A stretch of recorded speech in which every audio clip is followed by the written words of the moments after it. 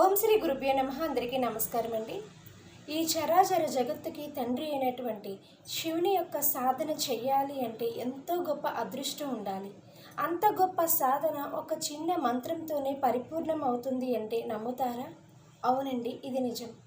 ఆ యొక్క మంత్రమే శివ పంచాక్షరి అయినటువంటి ఓం నమః శివాయ అనేటువంటి మంత్రం. అంటే అర్థం, ఓం నమః శివాయ అనగా నేను శివునికి నమస్కరిస్తున్నాను అని అర్థం. ఓం అంటే ఆత్మనైన నేను, నమః అంటే నమస్కరిస్తున్నాను. ఎవరికి? శివాయ అంటే శివునికి.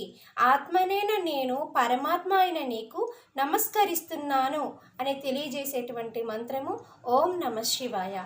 భక్తితో, నమ్మకంతో అనునిత్యము కూడా శివ పంచాక్షరి మంత్రమైనటువంటి ఓం నమః శివాయ అనేటువంటి మంత్ర జపం చేయటం వల్ల ఆ పరంధాముడైన పరమేశ్వరుడు ఎన్నటికీ కూడా మీ చెయ్యి వదలకుండా ఉంటారు.